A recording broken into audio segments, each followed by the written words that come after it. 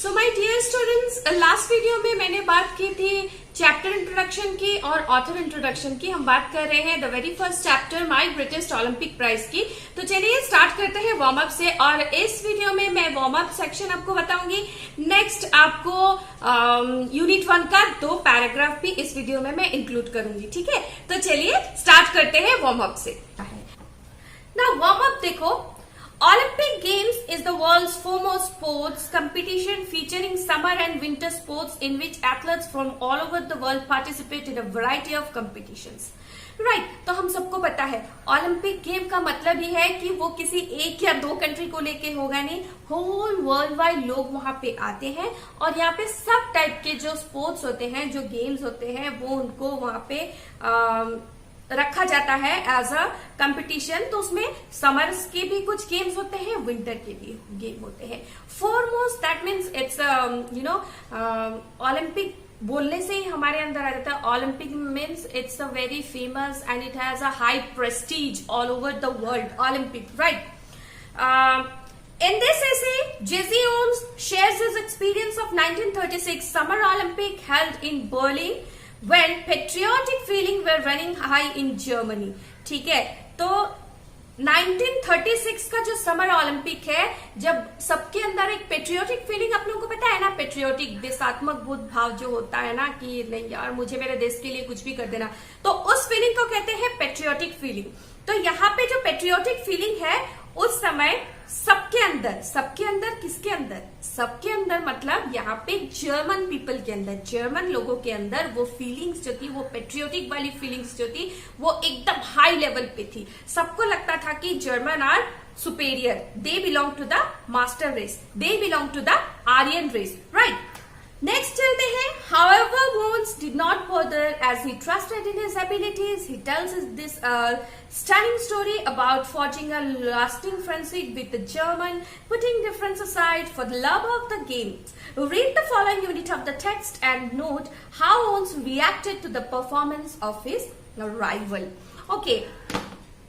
तो पहले से यहाँ पता चला, राइवल मतलब आपका जो विरोधी होता है ना, आपके अगेंस्ट में जो रहता है उसको हम राइवल कहते हैं। तो यहाँ पे जो यहाँ पे जो जेजी ओन्स का जो राइवल था, वो राइवल जर्मन ही था, एक जर्मन था, जर्मनी से बिलोंग करता था, राइट। तो यहाँ पे जो लिखा है मैं आपको शॉर्ट में बता दूं।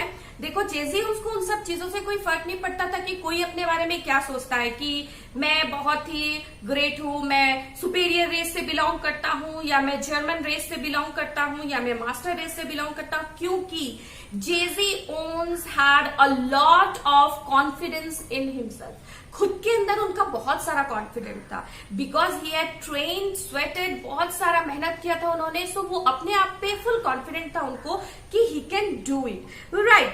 उसके बाद it is written over here that read the following unit of the text and note how Owens reacted to the performance of his rival.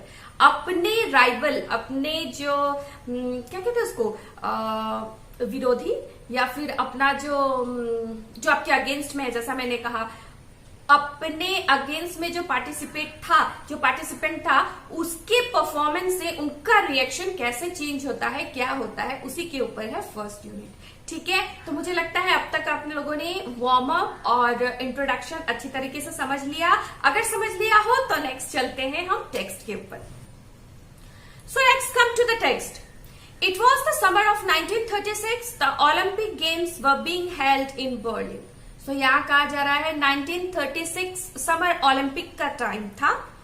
Story start हो रहा है। सबसे पहला, it was the summer of 1936। ये summer था 1936 का बात कहा जा रहा है यहाँ पे। और उस समय ओलंपिक गेम्स खेला जा रहा था, कहाँ पे, बर्लिन में। और मैंने आप लोगों को पहले ही बताया कि बर्लिन इज कहाँ पे है, it is in Germany, right? Because Adolf Hitler childishly insisted that his performers were members of a master race, nationalistic feelings were at an all-time high.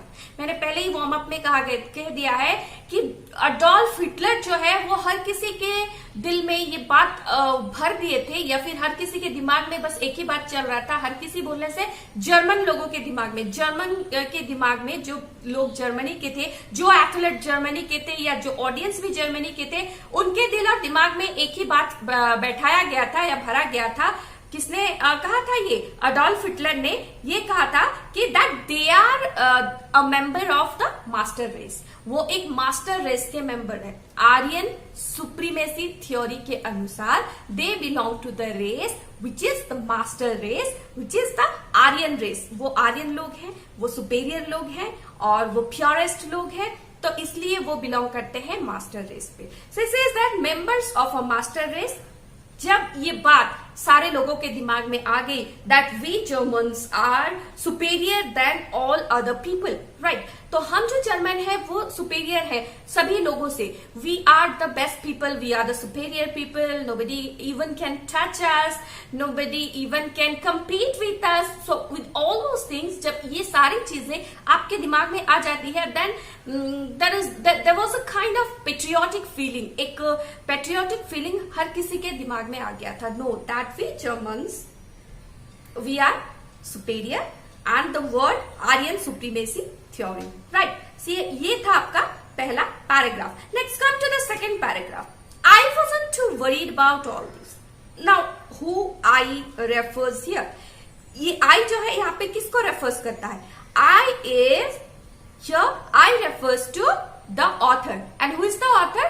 Jazzy Owens. तो जेजी ओन्स ये खुद के ऊपर लिखे हैं, ये उनका खुद का एक्सपीरियंस है। तो यहाँ पे जितने भी आपको आई देखा जाएगा, आई मीन्स मैं, तो ये सारा जो है वो जेजी ओन्स खुद कह रहे हैं, ठीक है। Now I wasn't to worried about all this. मैं इन सब चीजों को लेके ज्यादा सोचता नहीं। वाई?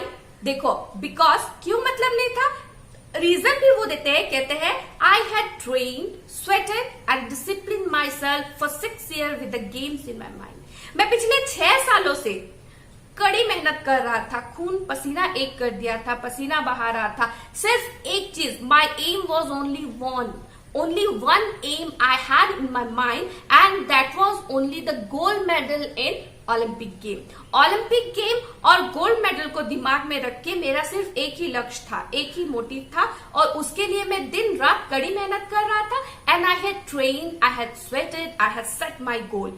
सो इसलिए जब मैं इतनी मेहनत कर चुका था, I had a lot of confidence inside myself. तो मेरे अंदर बहुत सारे कॉन्फिडेंस थे। सो इन सब चीजों के लिए मेरे पास वक्त नहीं था, मैं इन सब चीजों को लेके ज्यादा चिंता करता भी नहीं था। While I was going over on the boat, all I could think about was taking home 1 or 2 of those gold medals. एक और बात इन्होंने कहा कि जब मैं अमेरिका से निकल रहा था, कहाँ? बर्लिन जाने के लिए, ओलंपिक गेम्स के लिए, तो मैंने अपना माइंड सेट कर लिया था दैट जब मैं आऊंगा, अभी मैं खाली हाथ जा रहा हूं, पर जब मैं वापस आऊंगा 1 या 2 गोल्ड मेडल मेरे पास जरूर होगा। तो ये था उनका मेन एम और मोटिव कि मुझे गोल्ड मेडल लेके ही वापस रिटर्न आना है, right. I had my I specially on the running long jump, sorry. I had my eye specially on the long jump. As a university student, I set the world's record of 26 feet 8 and 1/4 inches. Everyone kind of expected me to win that Olympic event, hands down. So मैं specially, मेरी आंखें कहाँ पे थी? Long jump पे थी, क्योंकि मैंने 1 साल पहले ही जब मैं यूनिवर्सिटी में पढ़ता था तो मैंने एक रिकॉर्ड सेट किया था। वो कितने का था?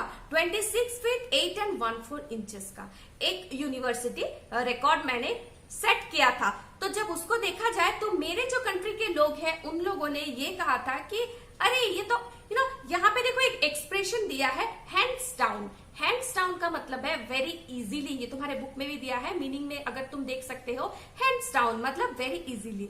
जब ये वर्ल्ड रिकॉर्ड इतना यूनिवर्सिटी लेवल में जब इतना रिकॉर्ड सेट कर सकता है, so he can easily, very easily win gold medal in Olympic game.